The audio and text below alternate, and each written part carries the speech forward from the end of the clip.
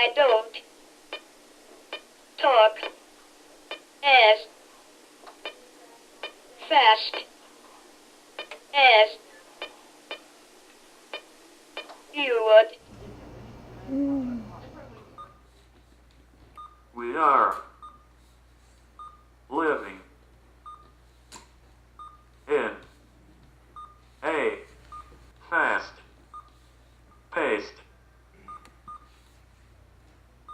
time.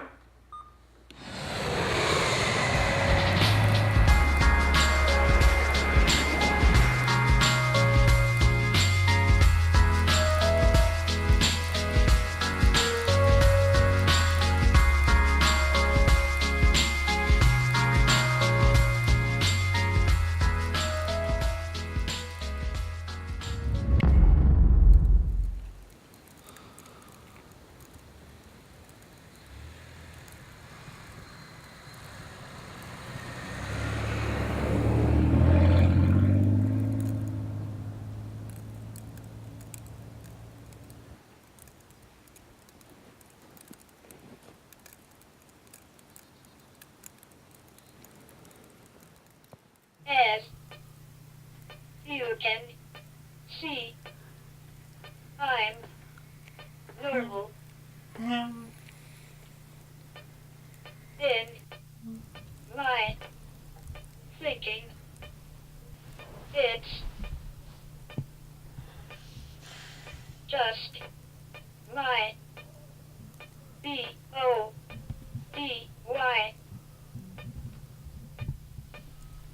It's just my body doesn't do what yours does. It's just my body doesn't do what yours does.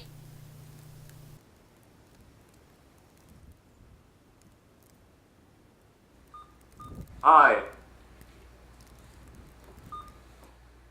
get A-S-S-U assumptions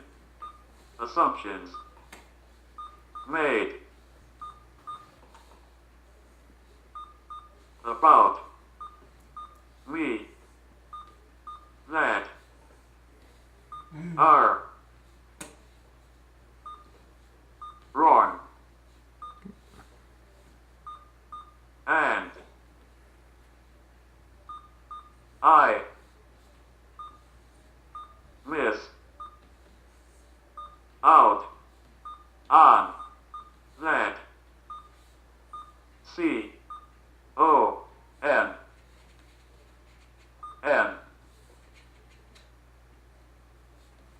connection, or maybe they miss out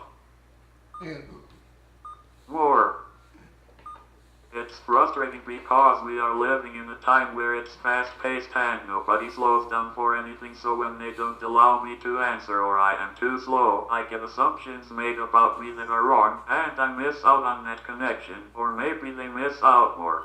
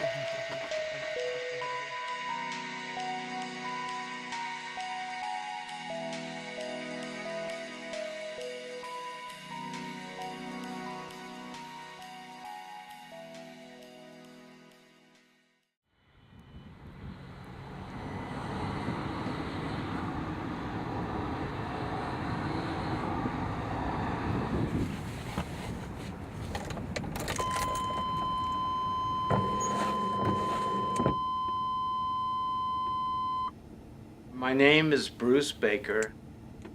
My background is in linguistics, in particular in classical philology, Greek and Latin, and I'm president and CEO of Semantic Compaction Systems. Semantic Compaction Systems itself is like a studio.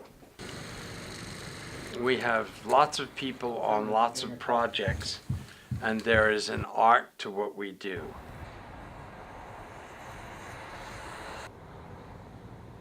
The contribution that Bruce has made in being at the forefront of the development of a system like MINSPEAK, I think has been quite revolutionary in the field. You know, it really got us to think about communication for people who can't speak in a completely different way. There can be no doubt that there is something unique about MINSPEAK. And what has made MINSPEAK unique was Bruce's background as a linguist and understanding how natural languages work. I was born in Baltimore, and we lived in the Maryland area until I was 13 when we moved to Indiana, and I went to high school in Logansport, Indiana. I was president of my senior class of 1961, and I went then to Wabash College, and then on to Indiana University, where I spent time studying classical languages.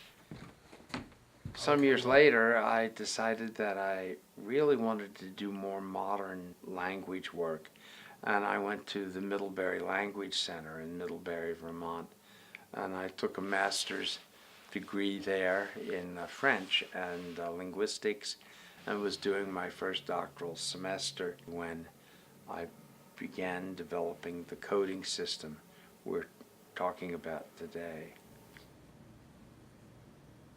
What I was doing was I was studying social prejudices, and there are many social prejudices that have economic, ethnic, racial bases. But what I wanted to do was look at the syntactic and semantic strategies used to express these prejudices in one language and compare the same prejudices being expressed in another language. I began with the typical ethnic, religious, racial prejudices, but they all had rich histories. I was teaching a student to drive who had a mild version of cerebral palsy, and faculty and other people made a series of supposedly humorous remarks about my activity, and I was shocked, and I also thought, aha, here we have a social prejudice that doesn't have a political or economic history to it. And so I set out to study transcultural attitudes to people with visible physical disabilities. In that context, I met some people with cerebral palsy who couldn't talk. And I became very interested in the communication aids and techniques that they used to get their ideas across. And I thought, no linguist thought this up. Oh, swift. Oh, jeez.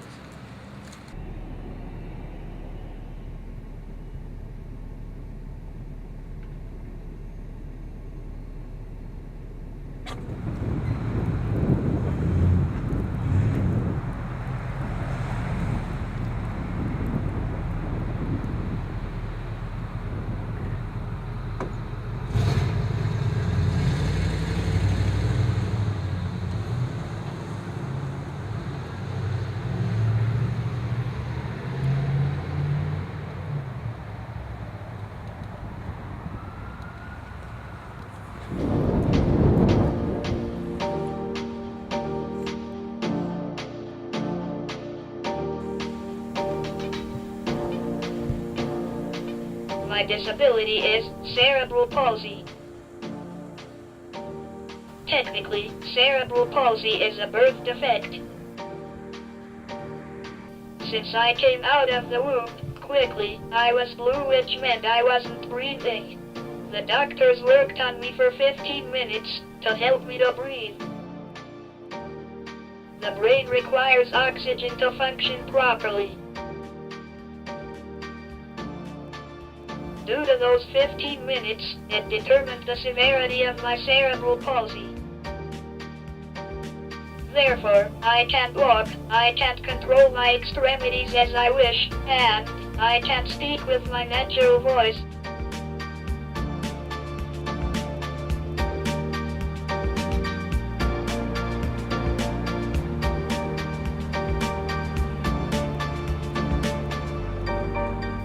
When I was younger, my form of communication was a series of yes and no questions. People literally asked me 20 questions. No, it was more like 1,000. I indicated yes, either with a nod of my head or raising my eyebrows. For no, I just shook my head. This was painfully slow and physically exhausting. Like anyone, I went to school.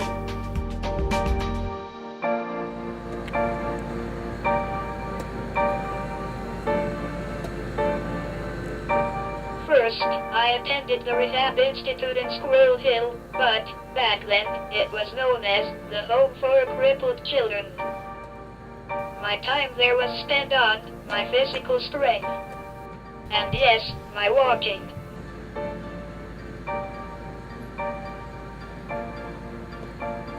Back then, that was the ultimate goal, to get a person walking. This frustrated me because I realized that it was futile for me to attempt to walk. I wasn't ever going to walk. What was going to benefit me more was to communicate. I felt that it would free the girl who was always inside, waiting to emerge.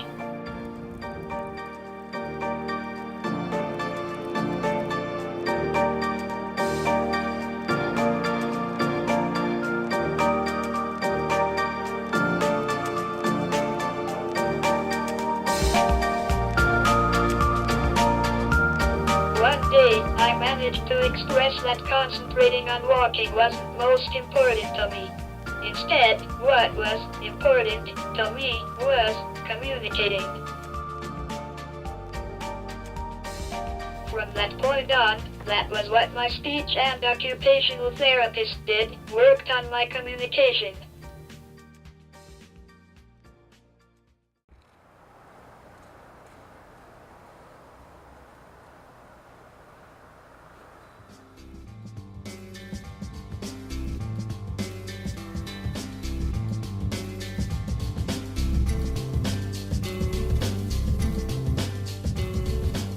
My name is Chris Klein. I am 36 years old right now. What do most of my friends not know about me? I'm not sure if there is anything that they don't know. My friends really have an open communication and we share our life together. I believe that is what friendship is all about, sharing joys and sorrows, being open with what you are struggling with, and supporting each other. There were a lot of frustrating times. Not being able to communicate was only one of them.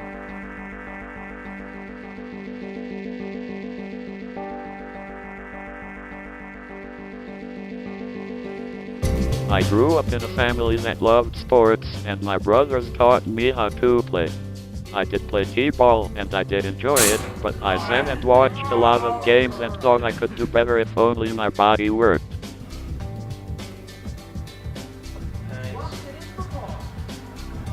I know we are talking about communication, and that was by far the most frustrating thing. Why is communication important to you? Why is communication important to all of us? Communication is the foundation of relationship building. Sure, you can build relationships other ways, but when there is a lack of communication, that relationship is going to die.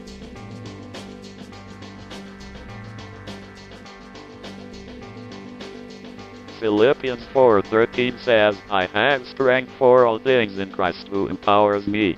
And I believe that sums up my life. I do the things that I do because I rely upon the strength of Christ. God and I have had some good yelling matches at times. He showed me all I need to rely on was His strength.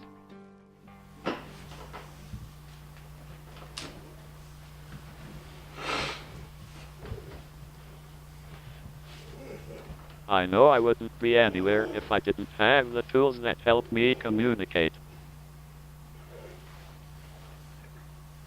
You have to understand MINSPEAK isn't communication. It is the tool that I use to communicate to people.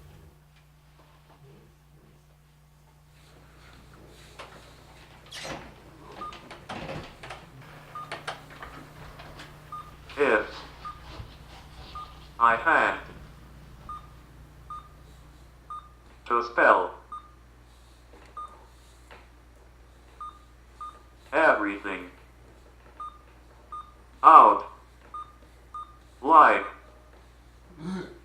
I used to, I wouldn't give a full answer.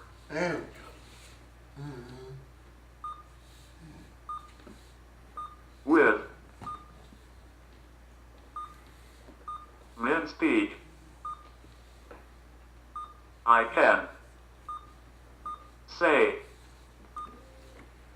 anything I want to say, and it isn't slow or hard on me. If I had to spell everything out like I used to, I wouldn't give the full answer. With MINSPEAK, I can say anything I want to say, and it isn't slow or hard on me.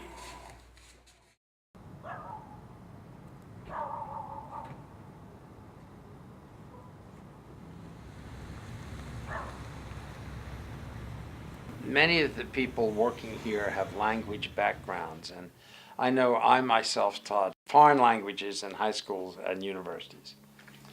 And after a while, I became somewhat discouraged. I grew tired of teaching languages I no longer really cared much about to people who really didn't want to learn them.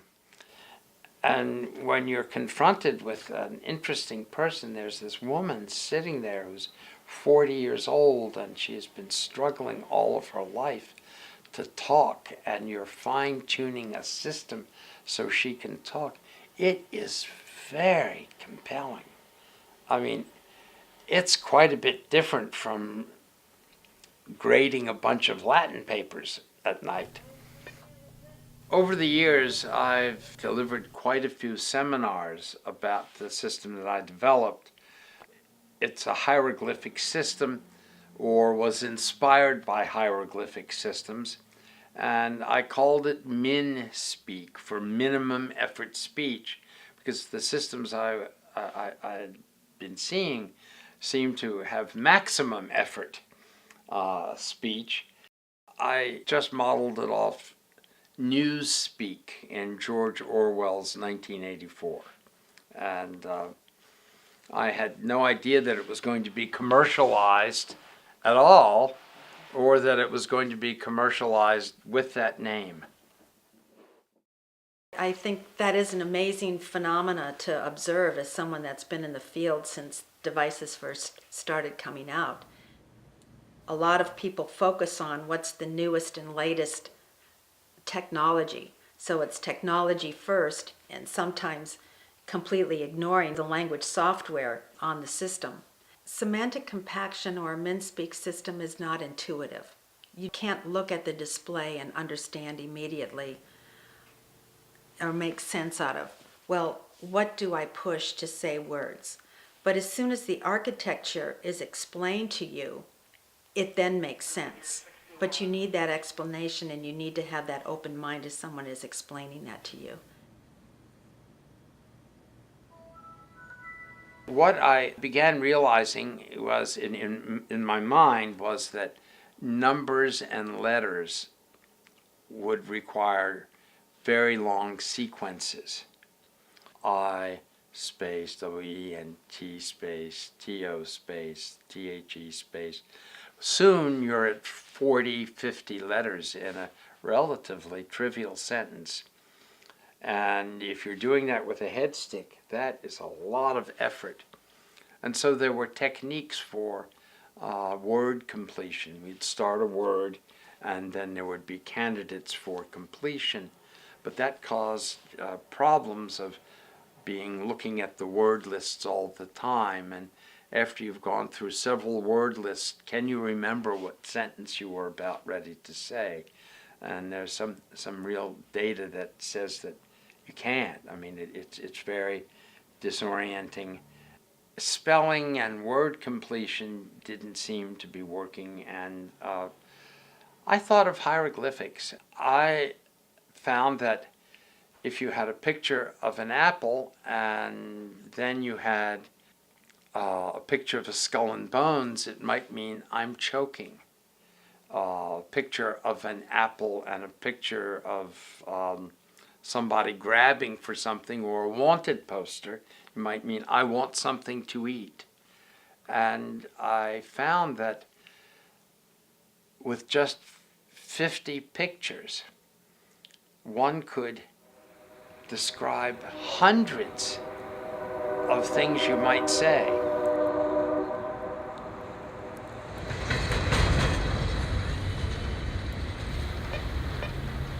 Not speaking. People do not need to identify color S, comma, or say P-R-E programmed phrases constantly. Non-speaking people do not need to identify colors or say pre-programmed phrases constantly. They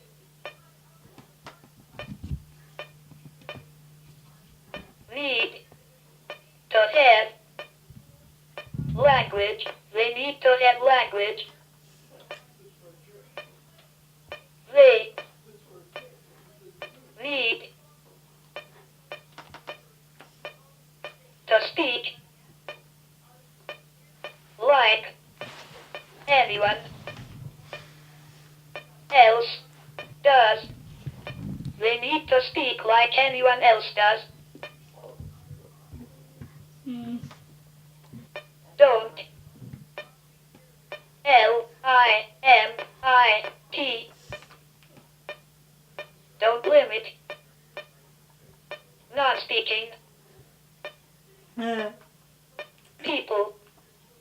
Don't limit non-speaking people.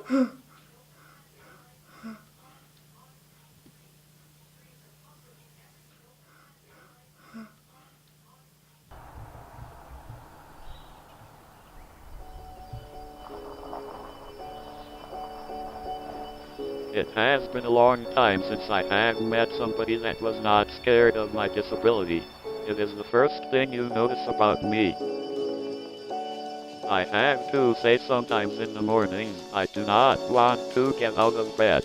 I do not want to face gravity again. Chris is different than most of the usual we get, and not everybody that trains can do it or handle it. You just, you think you've got it rough and people have it rough, but You know, I say, gosh, I can't do things, and how am I going to do this? But I mean, he lives by himself. I just find it every day amazing.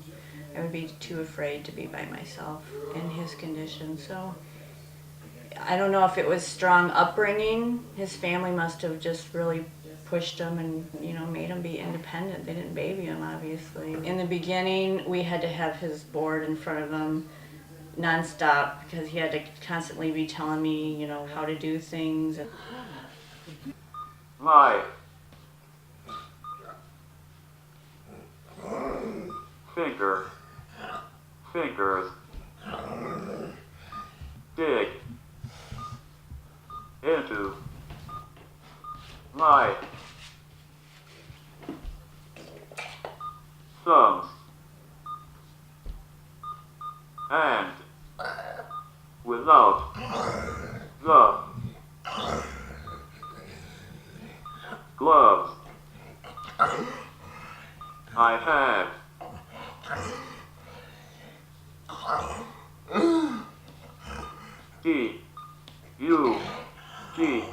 dug my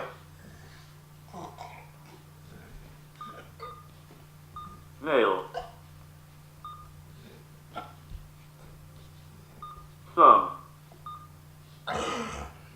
down to the bone.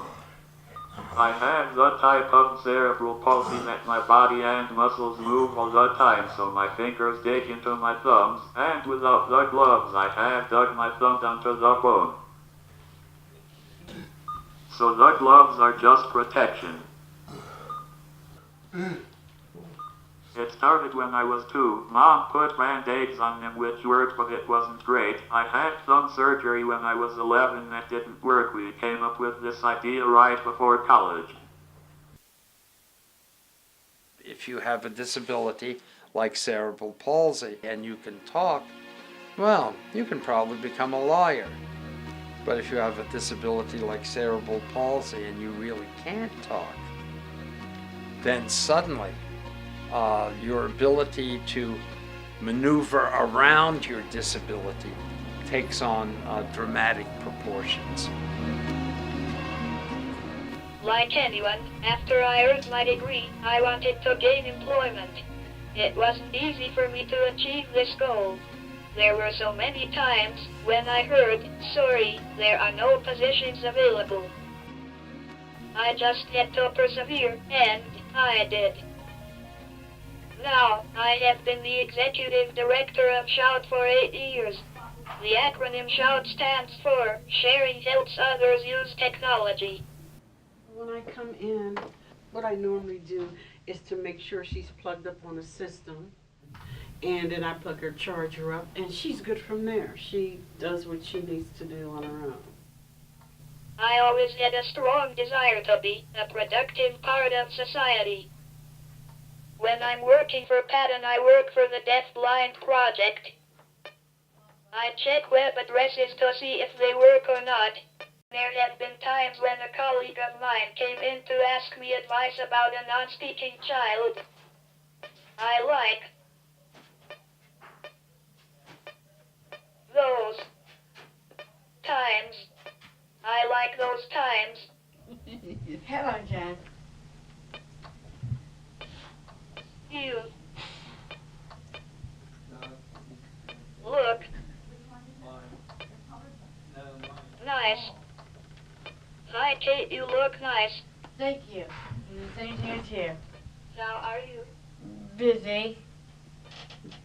Up. Good.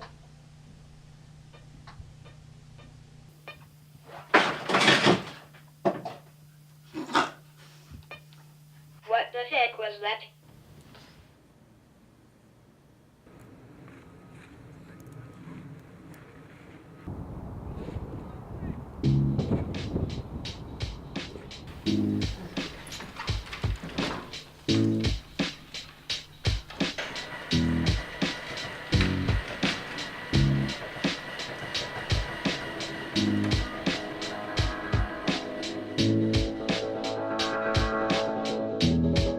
I was born with a disability, and when you are born with a disability, it's really hard to understand what you did to deserve it. I grew up 23 years asking God these questions. I know I thought for many years I must have done something. I know my parents thought that they must have did something. It is something you question every day for a long time. I was consumed by the problems that I had in my life. I had to work hard every day just to function, so how was I going to make a difference? I was more interested in questioning God and yelling at God. I wasn't interested in listening to God and hearing God teach me. My name's Matt Young, and I'm the pastor of discipleship here at Victory Point. And I've known Chris, 12 plus years. Just got invited to kind of join the crew that helps put him to bed on some nights. So that's how my first introduction to Chris. It's even hard to describe myself as a volunteer because I don't even see that role anymore. I mean, it started out in that role, like just helping put him to bed like every third Friday night, but now it's just he's a friend. He's a guy that we talk about fantasy football, we talk about girls, we joke about them, we talk about relationships, about movies. It was when I allowed the Holy Spirit to live for me that my faith grew. I started to see that God shined through my weakness. I decided I could be his servant. You know, I think what Chris brings to me and, to Victory Point is just, you obviously see Jesus. I mean, you can tell Jesus is in Chris, and Chris lets Jesus live through him. We're all broken in different ways, sometimes externally, sometimes internally. Am I going to be able to go work on the mission field? I do not know. Maybe I am, and I know God will make a way for that to happen. The reality is God has work for us to do in our own neighborhood. He asks us to love our neighbor. I've seen him naked. Oh, are we taping? Oh, hey, sorry about that. God reminded me that there will come a day where I will no longer have to fight my body. I will no longer have to feel pain. That is an amazing thought to me. Jen was very, very frustrated, and she was sad as a child. And then she realized, she comes from a church-going family, then she realized that God could hear her. So after she made that realization, she had the conversations with God. And then I remember when she was a teenager and just going into high school, when she got a decent voice and we had a good system based on words. And she talked and she talked and she talked. And she speaks beautifully. I actually remember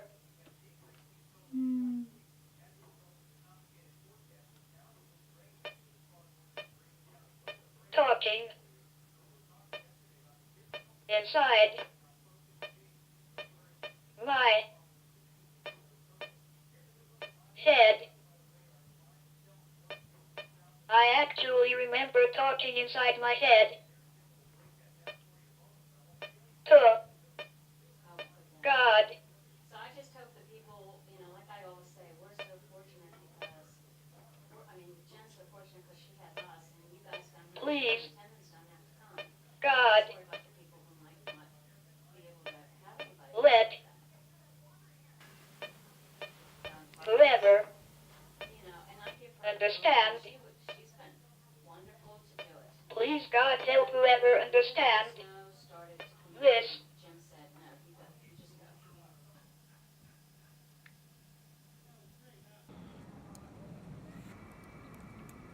Her language is very connected and is rapidly delivered. It's a pleasure to have a conversation with Jen on a phone or in person.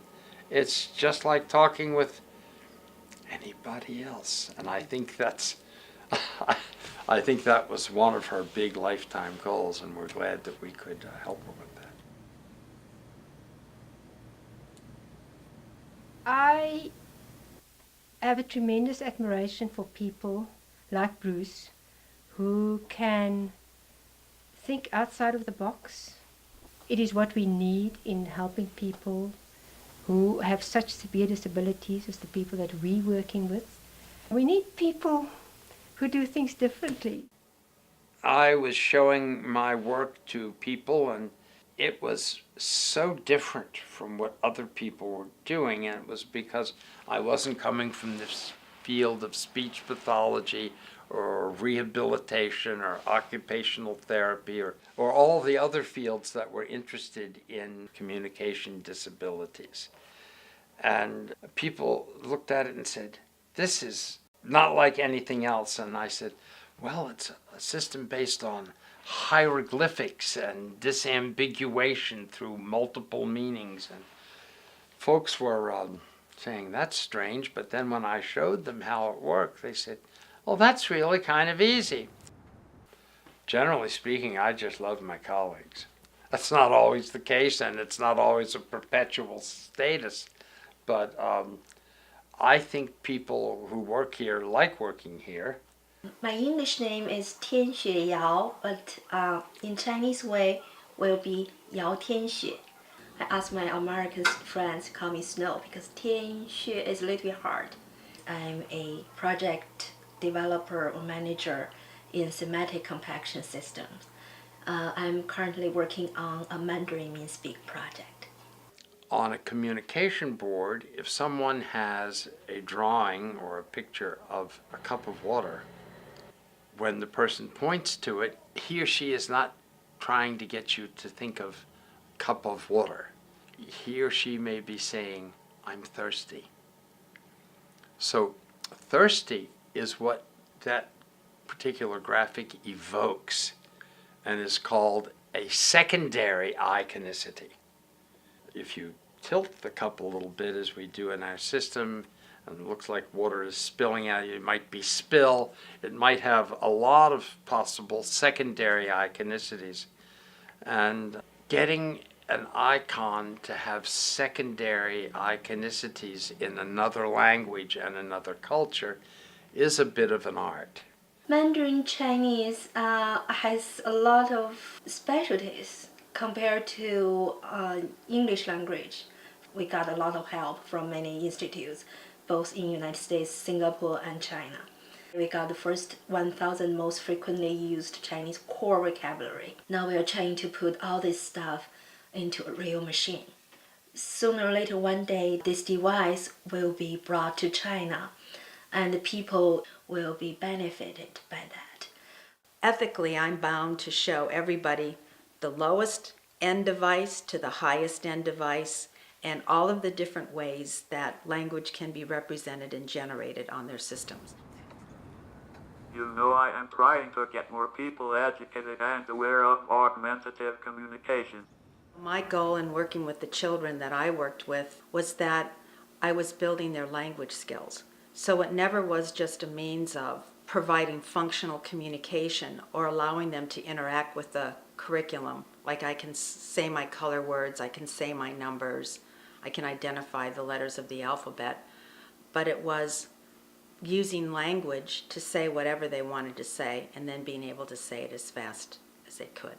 The other serendipitous thing that happened with Bruce's idea is that Barry Romick saw it as unique. I showed this to a few manufacturers in my first conversation with Barry Romick. In a prescient sentence, he said, "We've been engineering these devices to death, but nobody really talks with them. Maybe this is the answer." I'm Barry Romick, and I'm the co-founder of Prentke Romick Company and chairman of the board. Bruce was looking for companies to help with the commercialization of his idea. The very first work that we did with people with disabilities was working with people with high-level spinal cord injury.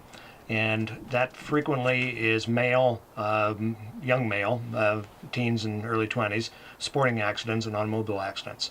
I had some ability to connect with those people because I was about the same age and realized that by virtue of some blessing that I had, that I wasn't one of them. When I started to meet people who could not speak, I realized the significance of that disability in terms of prevention of the person to be able to be part of society. One of the things that has been powerful in my mission of service to people with disabilities is actually spending time with them. And I've done this in terms of helping people eat, helping them with their personal care, really being close to the customer. I every day understand that my life has been blessed by what we do. And I think that the rest in our company and the rest that share this mission have the same sense, that we're doing something that's above and beyond just making a living. I now have a deep association with the Pensé Company. They have licenses on my materials, and some of my closest friends in life are associated with the Pensé Company. Communication disabilities themselves, most people don't think about them. There are a lot of reasons for being unable to talk, and it's estimated that there are between 1 million and 1.5 million people in the U.S. alone who can't use speech or hand signs for various reasons.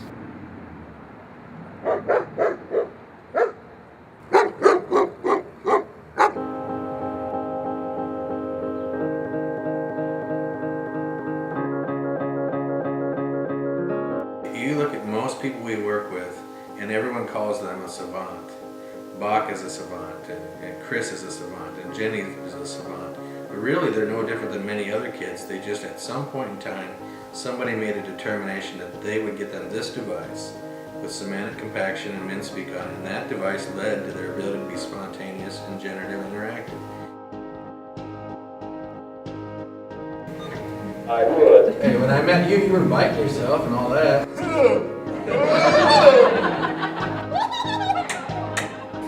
My name is Cindy Halloran. I'm an occupational therapist by trade, but I work for Pensé Company through the Center for AAC and Autism.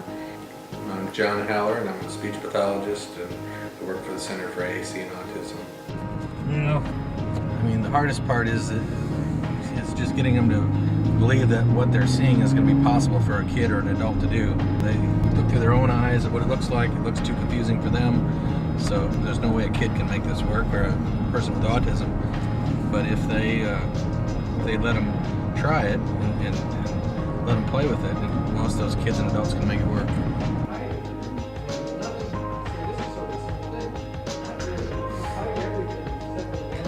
You see someone signing, or you hear someone speaking Spanish, it can't be easy to look at that and say, well, that looks easy to teach. We try to break it down into steps. How am I going to teach Spanish? And really, if you just expose the people to that Spanish language, and you made their environment rich with it, where people are using it, doing it, they would figure it out without having to be taught.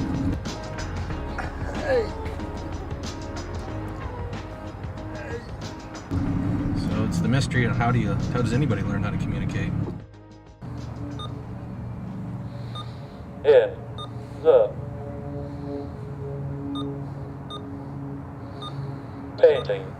paintings, I do geometric shapes where you can overlap them, and I put it into my feelings in the paintings.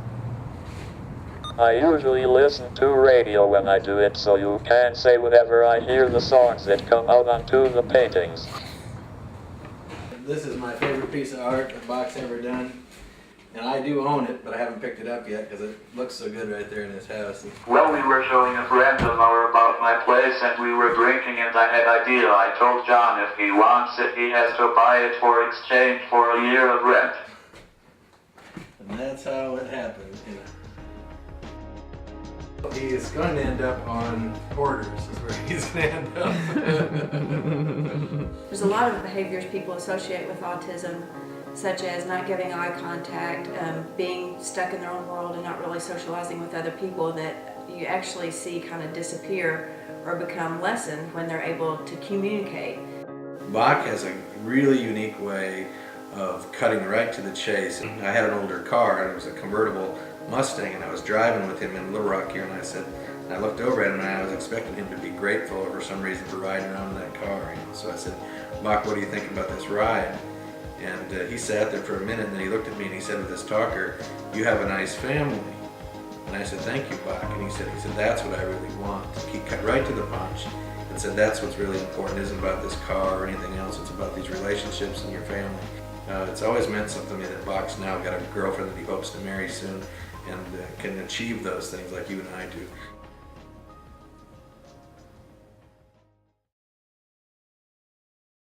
AAC can be frustrating. It is frustrating when the device does not work. It is frustrating when people do not always understand the voice. It is frustrating when people do not give you enough time to respond. These things are very frustrating.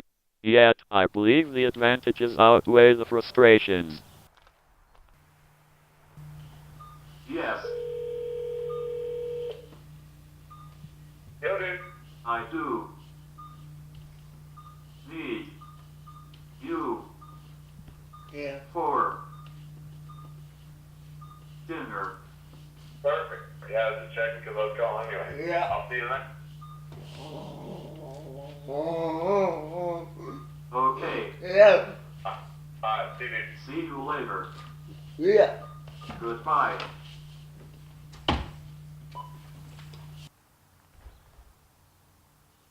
I'm Josh Rumsa, and I'm from Grand Rapids, but I went to Hope College. That's where I met Chris. I played football at Hope. He came and spoke to our football team, and when I heard Chris speak, I knew that his mind was awesome. Yet I didn't really know how to approach him because I didn't know how he interacted with people speaking through a machine. And I guess as I got to know him, I knew that he's just like us guys, and everybody deals with brokenness, and I think that he's an inspiration to people in that way. And when people see his life, he actually lives that out. He lives like, don't let brokenness overcome you. We've known you jerk.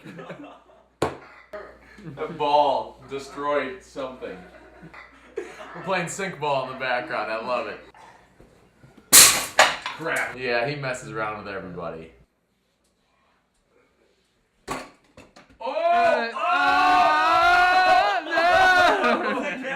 It's no good. He used to, when we're walking through campus at Hope, like jump off his cart like he was hurt, like I had just beat him up. I'd be like, dude, get up.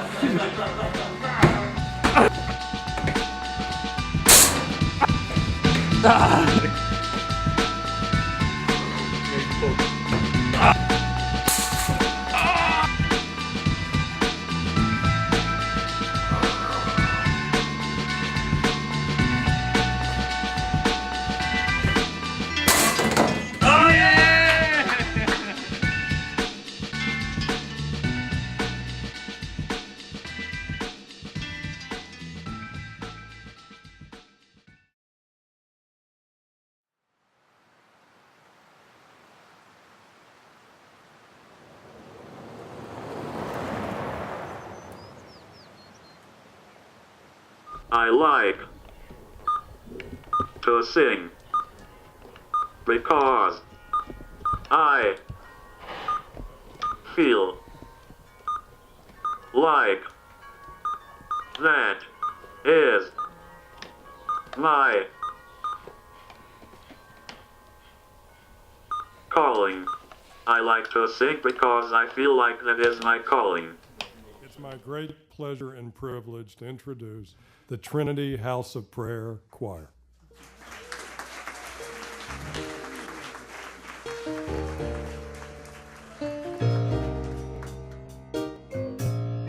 I'm Elizabeth Lear McCarty, mother of Lucas McCarty. Lucas, I have a son. When we go out, people stare at him. Some look the other way, but some come right up to him to give him a hug. He came into the world not pink and rosy, but gray and dead. Before the nurses and doctors could bring him back to life, his brain was injured. It was part of the brain that controls all his muscles. Muscles that help you swallow and talk, muscles that help you move and walk. He can't swallow, so he drools. He can't move his tongue, so he can't talk. He can't balance, so he can't walk. But I don't want you to think he can't do much, because he can. He smiles a lot. He talks with the talker. He walks on his knees. He has friends all over. Truckers who talk to him on CB radio when they're passing through. Church friends, school friends, camp friends, restaurant friends, and I hope you will be his friend too.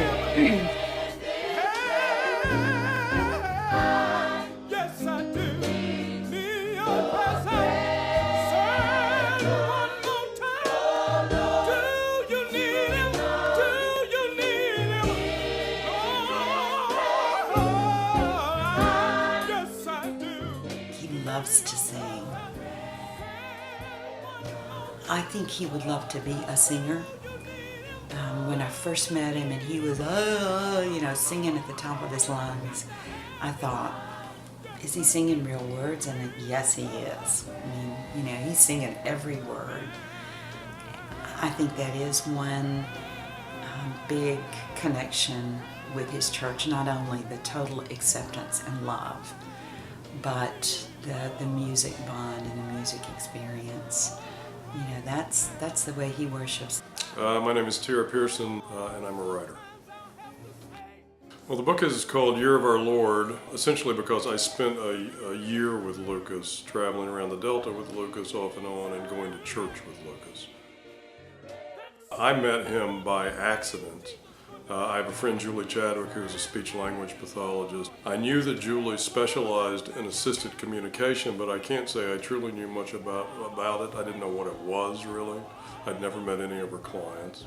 But she told me that she made an appointment to see a former client down in the Delta and take him to church. And I've long been fascinated with the Delta, and I was certainly overdue for a visit to church, so I said, I'll go with you. And that's where I met Lucas McCarty, who was 21 years old at the time. Lucas is the most determined individual I have ever met. His disability is never going to get in his way. He's going to do what he's going to do. And I can't tell you how many times I've seen Lucas just pitch out of his wheelchair and go walking on his knees, through a homeware store or down the street in Indianola, and people just shout out his name there. Everybody knows him. Black, white, doesn't matter. Lucas crosses all class lines, all strata. He knows everybody. I have been going to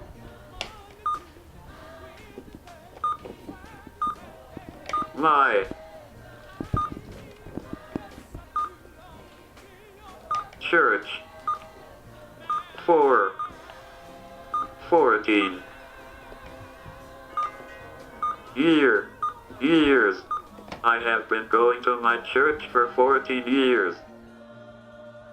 Lucas is free to do anything in that church he wants to do because it's a very loud place. People can say anything they want to. They can shout when the preacher's talking. And he was welcomed immediately into the choir of the church, even though Lucas, of course, can't speak. He can make a lot of noise. And he's very affected by gospel music. You can see it when you watch him listen to music or sing music, that it just sort of takes over. It just it's in tune with his spirit.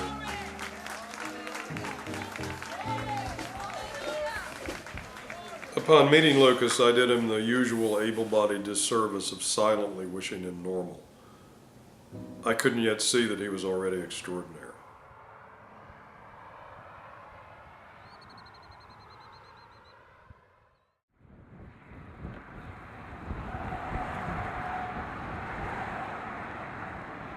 Every day that I schedule transportation to go to work, to the grocery store, or a shopping facility, I'm aware of how much my communication skills have enabled me to be independent. You see, my independence has meant the world to me. Although I've never had any children and I am not a parent, I have come to appreciate the intensity of parental love. I have seen so many parents be heroically involved in the lives of their children with disabilities. I've seen people face really tough things and keep it together. He came to Jenny at a time in her life when I didn't have any idea what the future was going to be like, and he opened the door to a beautiful future. It's been amazing to me in seeing adults like Jen, whose mother was behind her, and young children that I'm working with, that parents brought them to me when they were 2.5 or 3 years old or 4, knowing that they wanted them to be in school in regular kindergarten and be moving through school with their peers, and they knew their child had potential. People still can't get BEYOND.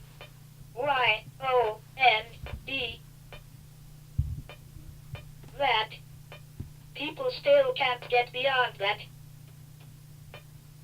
It's getting better, though. It's getting better, though. It could disconcert someone when you first meet Chris, but the way Chris overcomes this is because what he has to say is so normal and so typical, and Chris writes beautifully, and he went on to get a master's degree in theology. There's lots of theory. It's like a wheelchair. People think of a wheelchair as a fairly simple device, a chair with wheels, but it's not, because if you're going to be sitting in a wheelchair for 12 hours a day, man, it's got to support you in the correct way. And if you're going to be speaking on a communication aid all day long, you've got to have a very well-honed linguistic piece. Certainly users on systems that support semantic compaction are demonstrating a success beyond what's capable with the other technologies. They're the people that are talking. These children had the ability to learn language, but they didn't have a means to be able to express themselves. Well, I always feel that I've benefited more than I've helped people that I've worked with, because they've been such an inspiration. Jen and I went to Singapore together. That's a 17-hour flight, and here that flight is taxing to me. I met the Princess of Thailand because I went to Singapore with Jen Lowe. It's not that Jen came to Singapore with me. Chris was speaking, and he began noticing differences with his personal care attendants, with his family members, with everybody he came into contact with changed, and it changed in a positive way. One thing that's unique about children and adults with autism is when they communicate, I always call it a moment of joy, but it's also a moment of pride. You're able to change that perception for people or give them a way to communicate, and you see that spark in their eye. It's very rewarding. 感谢 appreciation. I appreciate the opportunity for me just to do this project for my people. I'm particularly grateful to Bob Conte, who has worked for me and with me since 1983. He has an extraordinary focus on getting the job done here. But this was like a gift, utterly compelling and endlessly interesting, and I get to meet people who are using our stuff. Well, you know what? First of all, he is truly an exceptional individual. He's devoted his whole life to making my daughter's life better. It's helping people to get a way of expressing themselves who are really locked up, and giving the opportunity to be free and to be able to participate. Our own lives become broader. I'm going to say God enabled me to have comfort other, W-I-S-E. I would have been insane. Otherwise, I would have been insane. You know. I get to see people making the best of life and being successful at it through enormous difficulties. There's a Latin phrase, ad astra per aspera, and it's to the stars through difficulties. And I've met a lot of people doing that. I hope you see me, Chris, and whoever you do, just as people. Through MINSPEAK, Bruce Baker has given the gift of higher achievement for hundreds of thousands of people worldwide. I had the same